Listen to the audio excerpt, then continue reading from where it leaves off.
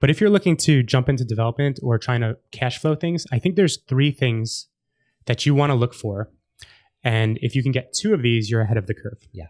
If you can't get two of them, then the project may actually not be feasible. Hey everyone, how's it going? Welcome to the show. Today, I have my good friend, Sean Canning with us. Sean is originally from New Jersey. He's been in San Diego for well over a decade, and he is the founder with his wife of 1070 Architecture. Originally, they were an architectural firm specializing in modern design, but they've now transitioned into being the leading experts here in the city of San Diego for ADU construction. Thanks so much for coming on today. No problem, Daniel. I appreciate it. Yeah, it's great. You know, we've known each other for, since 2017, I think it was. Mm-hmm. I'd been introduced to you because I had some listings that I was working on that were development-focused listings and was trying to put together a feasibility study, understand development potential and, ways of maximizing a property to get the most value when listing the home or when listing that lot. And ever since then, we've stayed in contact, and it's been really great to watch your progress and your progression with 1070. Your wife has now joined you full time. I think that was 5 years ago? 5 years ago. And, it's just really exciting. So thanks for coming on. Oh, no problem. Yeah. So, I would like for us to talk about ADUs are such a hot word right now, and they have been for a while here in San Diego and, probably across the country, but there's been a lot of changes that have come along since, you initially started and became a California licensed architect. Let's talk about, we'll dive into the architecture, but let's talk about what brought you to San Diego, your history at the New Jersey Institute of Technology, and, what that progress has looked like. Yeah. Thanks for setting me up like this. Yeah. So, before I even went to architecture school, I grew up like just drawing all the time. My mom's an artist. My dad was initially a truck driver for 20 years. Then he became a sheet metal installer in New York City for 20 years, but he's generally a pretty handy guy. So I was just kind of naturally artistically inclined. It was in your blood. Yes, certainly. Yeah. And then we would just like remodel my treehouse like every other year. Love it. And like my parents would send me like sketches today, and they'd be like, you drew this with crayons, and it was an addition to your treehouse. Oh my God. And so I was drawing it, and then I would also build it with my dad, as well as like whatever weekend project it was. Whether like it's a kid's dream. Yeah. I mean, as a kid, it's like, oh, Dad, another weekend project. But now as an adult, and my parents still live in New Jersey, I'd be like, oh man, I really wish my dad was here to help me with this project. Yeah. And then slowly as time went on, it became more like, hey, Dad, maybe we should build that deck like this instead. Wouldn't it be easier? And he'd be like, oh, yeah, that's probably a great idea. And then slowly I kind of evolved into the role. But I didn't go to architecture school right out of college. I went to State College for industrial design for 2 years. Okay. And then after that, I transferred into architecture school, which was a 5-year program. I completed the 5-year architecture program. And through that process, I also got a LEED accreditation, which is like a certification for green building. Yeah. And then there's different levels of that LEED certifications for development, right? Yes, certainly. Okay. We can talk about that later. Yeah, that's a whole other story. Yeah. And in college, I met my wife, Margaret, and she was studying architecture as well. And we moved out here together. And then while we were out here, we went back to school to SDSU, and we got a certificate in project management. Awesome. So when we moved out here, it was like 2008. And nobody was really hiring architects. Yeah. That was the last recession. It's a unique time. Yeah. I think if you look at the stats of the construction industry, they were like really low, and architects follow below the construction industry. Not every project even has an architect involved. Yeah. So if construction is not doing very good, architecture is doing worse. Yeah. So I was trying to find a job when I got out here, and I could not find a job. So I started taking my architecture exams, and slowly I just started. Well, I guess I'll just say it. I passed all the exams on the first shot, which is very rare for the architecture registration exams. Not typical. Not typical. Okay. In fact, the study program that my wife took to take those exams, the teacher told her nobody passes these exams the first time, and she was like, "Actually, I know somebody who did." So I passed 7 of them in 3 months, and then I had the state exam, Then I took the state exam and I passed the state exam.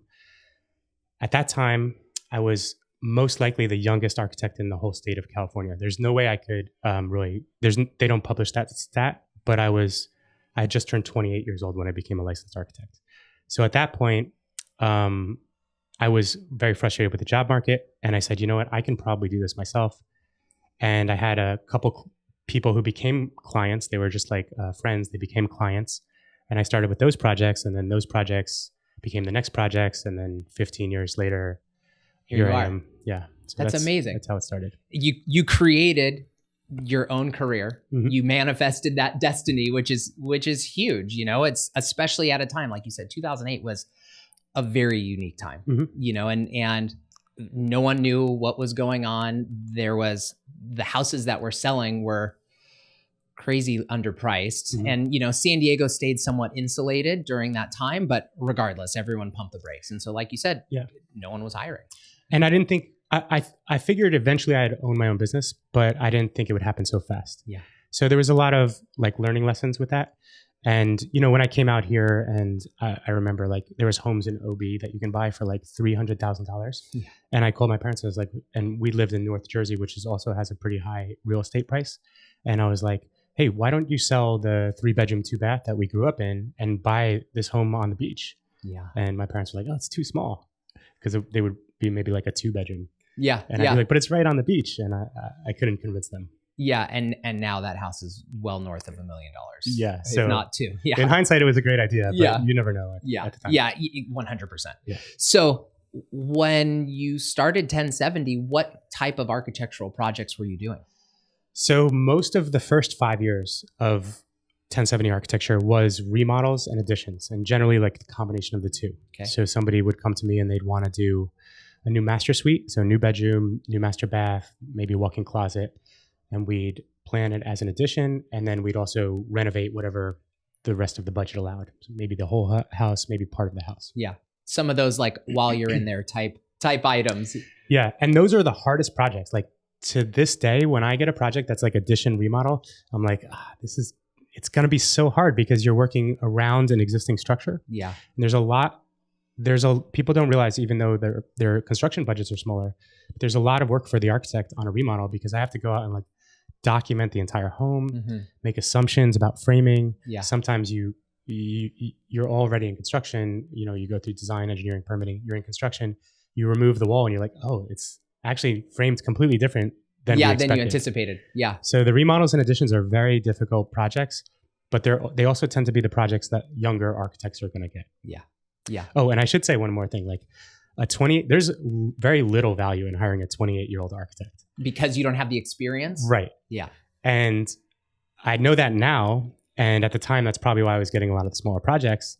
But now I'm 41 and I'm probably the only 41-year-old architect with 15 years of self-employment history. Yeah. And like 20 total years of experience. Yeah. And you now have, you have the wisdom of someone that's been in the business for 15 years, even though you may still be the youngest. Yeah. And you realize the value as you go. You're like, oh, actually, we can't do it that way. Yeah. Because that's going to increase the cost, increase the complexity, create a more challenging permitting scenario, those types of things. Well, and I would imagine as you've progressed and you've learned all these things along the way, it's like anybody in any type of career where you've learned what to do, what not to do. And you're also more confident in yourself. So you're able to put your foot down and tell a client, we're not going to do it this way. And here's why. Right. And I feel like you're probably in the same scenario. Yeah, 100%. When I first started in real estate, I had experience buying and selling houses mm-hmm. for myself. But I was always a little timid and unsure of like coming in with that level of confidence, because I didn't have the experience. I didn't have 150 transactions, under my belt, or, whatever the case was on day one. And now you get more comfortable, and it's just like, here's why. The expression is like, if you knew now, what's the expression? If you knew then what you know now. What you know now. Yeah. And if people can apply that to their life in the professional setting, it's almost even more relevant. Yeah, exactly right. So what transitioned you, or what was it that had you shift your focus into just ADUs? Because I remember we went to We went and got tacos in Barrio Logan one day, and you're like, all right, this is the focus now. Yeah. And it was super exciting. And so what was it that had you kind of see the writing on the wall that this is the future in San Diego? Yeah. Well, hopefully it's the future of California, not just limited to San Diego, but basically we track the upcoming codes and we saw the ADU regulations coming down the pipeline from the state. And I had gotten completely familiar with the ADU regulations that were going to be the minimum requirements that the city of San Diego was going to have to apply. And at that point, my wife and I said, well, we actually have some land. We should build an ADU. Yeah. And it seemed like a great opportunity because we were limited in the land that we had before because we were at our maximum density without ADUs. Yeah. So there was very limited opportunity with that property until the ADU regulations became a thing. Yeah. So the ADU regulations came from the state in 2020.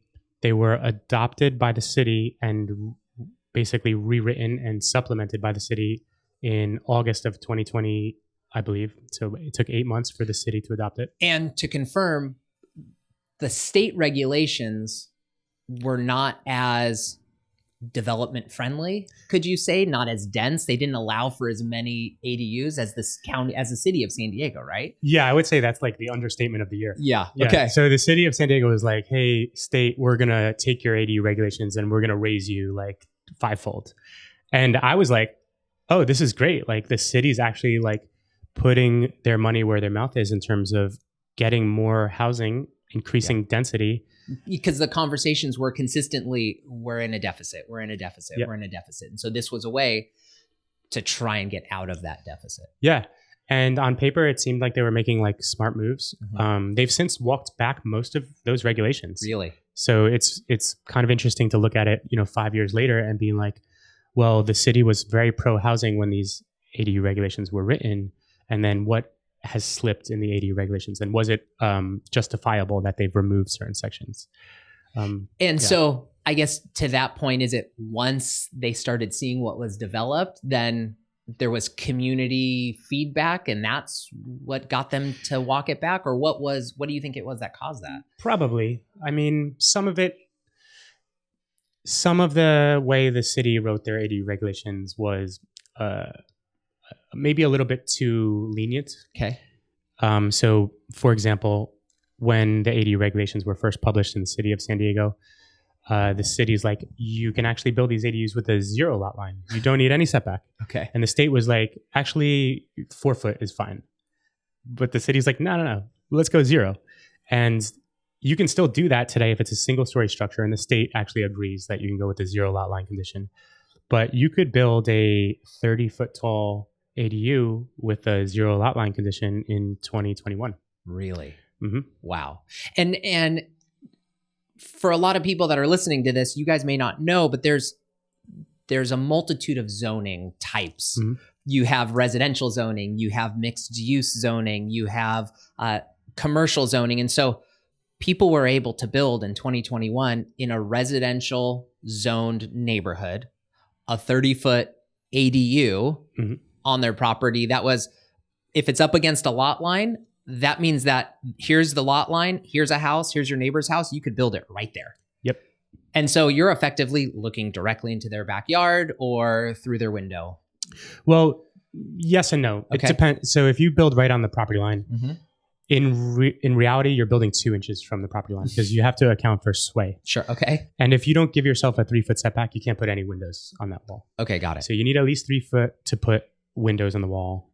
Which helps a little bit. Which helps. And that's that's coming from the fire code regulations. Okay. Got it. Yeah. But I guess let's just be blunt about this. The ADU regulations were an informal upzoning of every zone in San Diego. It's in the city of San Diego. And the state. And the state. Because if you had a single family zone beforehand and you can build one single family house, well, now you can build one single family house and one ADU. Yeah. So it effectively doubled the density. Yeah. So it upzoned at least every residential zone, if not every zone that would allow for mixed use development, without actually changing the zoning.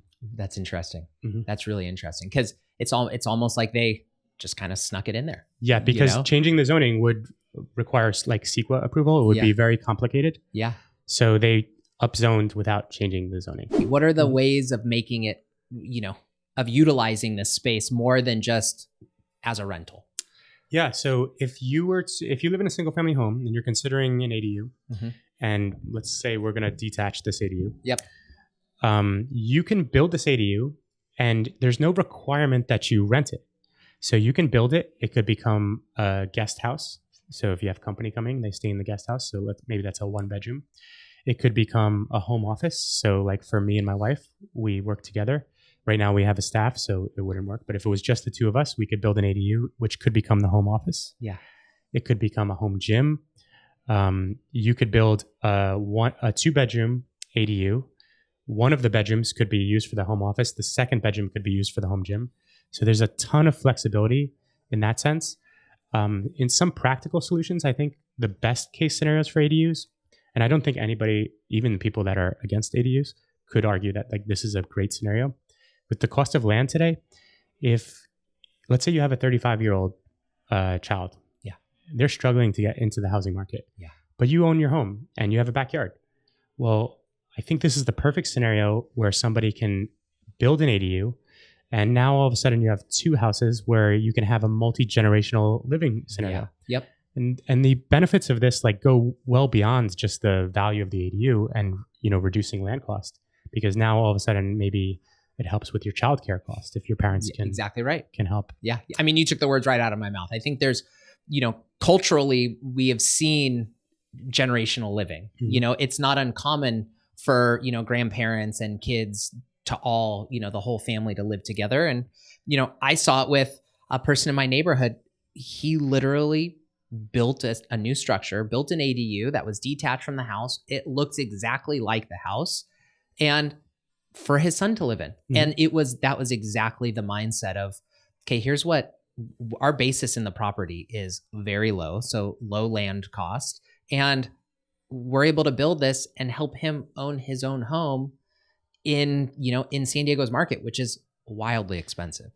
And what's the alternative? He moves 30 minutes away and you see, or out of state, less, or out of the city. Exactly. Yeah, exactly right. I think there's a multitude of benefits. Let's shift a little bit for, we've talked about personal use and maybe not investment type purposes, but let's talk about the investment side of it. And ultimately this saying that you came up with that, 2 out of 3 ain't bad when you're underwriting a project. What are those 3 different variables for feasibility and seeing, if it makes sense to do? And let's talk about them. Yeah. So I'm really interested in your opinion on this, because when I'm coming up with these ideas, they're starting from the perspective of an architect. Yeah. So I'm coming at this from like, okay, well, here's what the zoning allows. If you're in this zone, then maybe there's a unique opportunity to do something. Maybe I'm seeing like a reduced setback that could like allow for a wider building, which maybe equates to an additional bedroom, things like that. And potentially more income. Yes, exactly. And so this rule that I'm kind of workshopping, the 2 out of 3 ain't bad rule, would apply to somebody who's looking to get into development, generally using ADUs, but not necessarily, but pretty much using ADUs. But it would exclude somebody who's looking to do their dream home, looking to build a house for their family. Those are projects that you don't need to cash flow them because there's other incentives, reasons you'd build those things. Yeah, and there's an intrinsic value to building it. For example, your kids not being 30 minutes away. Right. Yeah. But if you're looking to jump into development or trying to cash flow things, I think there's 3 things that you want to look for. And if you can get 2 of these, you're ahead of the curve. Yeah. If you can't get 2 of them, then the project may actually not be feasible. Yeah. So the first is land acquisition. Right now, I think the average home in San Diego is like just under $1 million. Yeah, median home price is right about $1 million. Exactly right. And all the properties that Margaret and I have purchased have been less than $500,000. Wow. So a lot of like my pro formas are based on properties that are $500,000. And if you can't get that to cash flow, I don't know how you get the other ones to cash flow. Exactly right. Yeah. So it's hard. It is hard right now for residential investment. Yes. Without a doubt. So how do you get the land cheaper? Well, in most scenarios, you're not going to be able to negotiate, a $900,000 property down to where you need it to be. So getting the land for less probably means your parents purchased the land a decade ago Yep. or 2 decades ago or 3 decades ago. Yeah. And there's, it's at pre 2020 prices. Yeah, exactly right. Yeah. Yeah. So, ways of getting the property for less, you already own it. You already own so your basis in the property is lower. Finding a property off market potentially, or finding a property that has a dilapidated home on it that is not a flip type home, but you're basically buying it for land value. Yes. So if you can knock out number one, getting the land for less money, you're on your way to creating a financially viable, potentially project. more successful project. Yes. Yep. Okay. Now the second thing is basically have money, have cash. Yeah. But the second thing is you have to find a way to beat the banks. Yeah. Because interest rates are so high right now. So most people's exit plan would be you do the development, then you do a cash out refinance, and you have a property that basically floats on its own while you're pulling cash out for the next project. Yeah. But you can't really do that anymore. Exactly. Interest rates are at the time of this podcast like 7%. Yeah, exactly right. There. And that's not for an investment property. Mm-hmm. And that's not, there's different type of loans that people can do. There's a traditional mortgage. There's obviously private money loans. Those interest rates are going to be, 9-10%. There's home equity loans and home equity lines of credit, which again, close to 8%, for those rates. And depending on the type of loan, it's not cheap. Yeah, for sure. So you have to find a way to avoid the high interest rate. And if you have cash in the bank, that's the way you do it. Yeah. So if you're in the scenario where you have a backyard, you already own the land, and you have some cash, and you could avoid getting a loan from the bank, you're setting yourself up for a pretty good development. That's a pretty solid situation to be in. Pretty solid situation. Yeah. Not all of us are in this situation. If you're younger, you're probably further away from that scenario. Yeah. Than if you're our age. I bought my first home in 2016, so we found ourselves in that scenario. Yeah. In a much different market. Much different market. Yeah. So the third thing. So let's say, and we can discuss how the variables take one or the other or whatever, but you've got mortgage rates as a component or cost of money. You have the cost of the land. And then what's the third one? The third one is you need to find a way to beat the high construction cost. Because we're also in a development landscape here where you have high land, high cost of money, and high construction costs. So you have all three of these things going on. The average cost of construction right now is $400 a square foot. I would say $400 a square foot is going to get you a rental quality unit by hiring a contractor who's capable of doing the project. Yeah.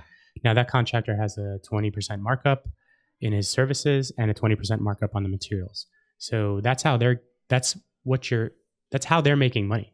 Yeah, exactly. So it's not like you can be like, hey, can you work with no overhead? Like they won't do that. It's their job. Yeah, 100%. It's their job.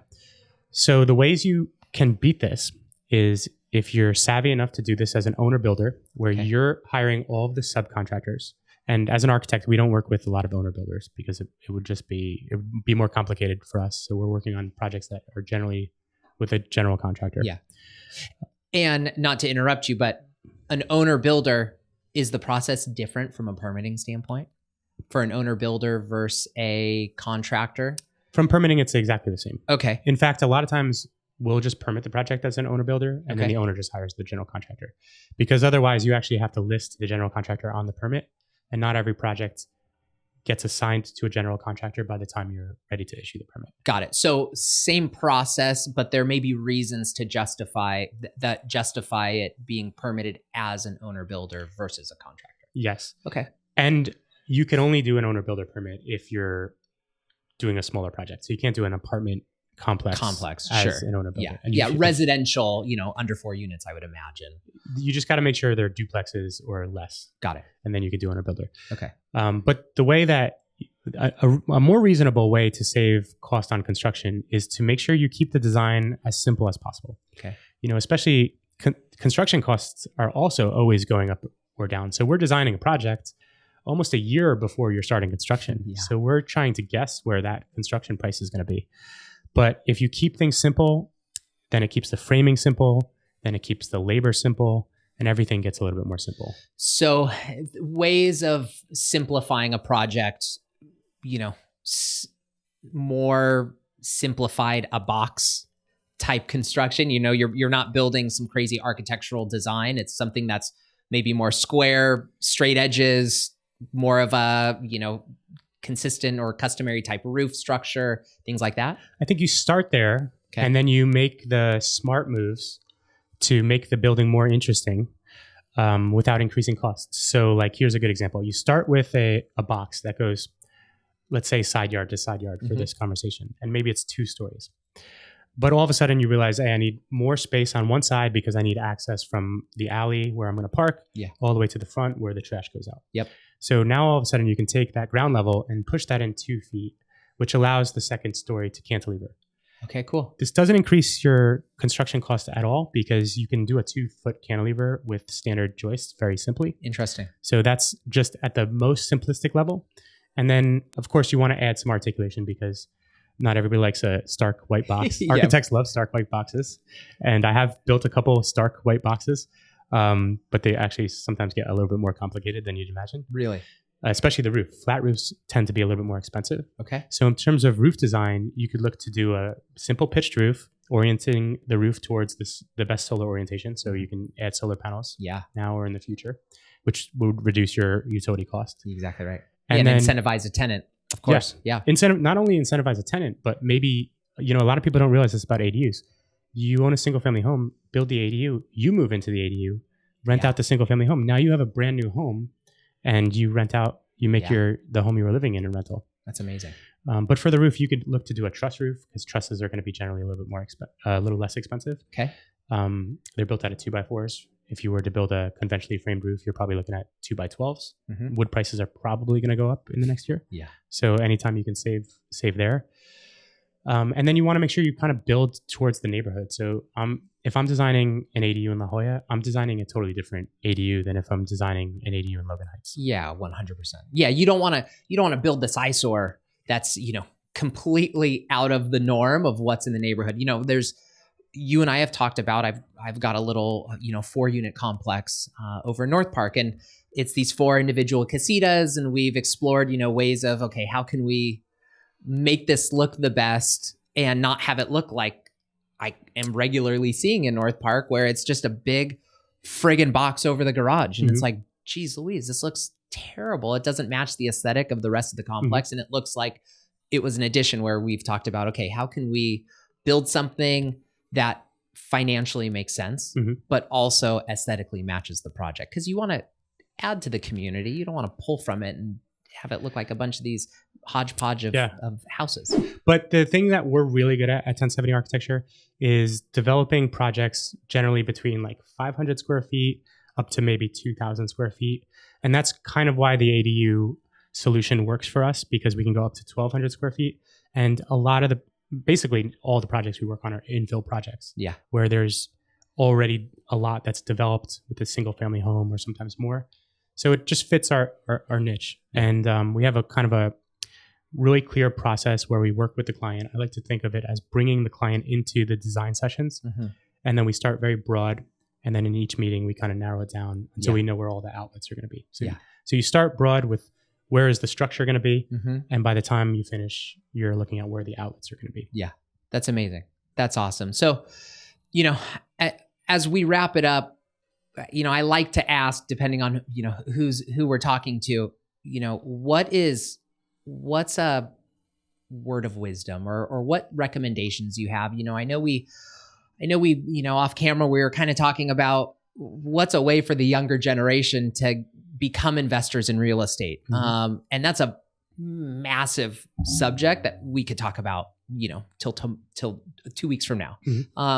But, for someone who maybe owns their own home, or they're in the process of trying to find, their first property to buy, but they have a long-term plan of wanting to invest in real estate and expand their, investment portfolio. It sounds like ADUs are the best way of creating that investment, but, let's dive into that just a little bit. Yeah, sure. Well, I would agree with you. The ADU is the best way to do this. I do think one thing that's not really mentioned often is that in the 5 years we have been able to build these ADUs, the interest rates were low and now they're high. So it's harder to build the ADU now Correct. Yeah. than it used to be. So they're not the boom that I think the state was expecting, simply because of the, things that were out of the state's hands. Yeah. But one of the things that I've always prioritized in the properties that we've purchased is making sure there's extra land for future development. Yeah. Now, I don't know if this is just because where I'm coming from as an architect, I'm like, wow, that land is valuable. I can see what would be there in the future. Yep. But I think it's a good strategy for a first-time home buyer, even though maybe you may pay a little extra if you have that backyard. Yeah. But if you have that backyard, that's your new home in the future. Exactly. And then right. you build that ADU, you move there, you rent out the house. Yeah. Or potentially you build 2 ADUs there. Now you have a duplex that you could rent. Yeah. And if you start moving, like if you don't have 2 of these 3 items we've mentioned, if you can start moving towards 2 of those 3 things, exactly right. That's the angle. Look, Sean, this was amazing. It was super helpful. Like I learned a lot. I feel like I knew a decent amount, but I have learned a ton today, which is just amazing. So why don't you tell everyone, how can they find you? Mm-hmm. What's your Instagram, YouTube, email, lay it all out, because I know people are going to watch this video and they're going to want to talk to you. Well, thank you. Yeah. So I would say your first bet is to go to 1070architecture.com. You can search 1070 Architecture on YouTube, and we put a bunch of content on YouTube. 1070 numbers? Either should get you there, but okay. I generally will spell it out. Okay. But on YouTube, we're putting out content about a page-by-page analysis of different ADU codes. We'll have a YouTube video about the updated changes to the ADU regulations. A lot of education. Yeah, which definitely. is huge. Most of the people we work with, it's going to be their first time doing a project. So education is kind of that's key. The first thing you have to start. Yeah. And then on Instagram, it's just at 1070architecture. Amazing. Yeah. Thank you. I appreciate it. This was awesome. Oh, no problem. Thank you.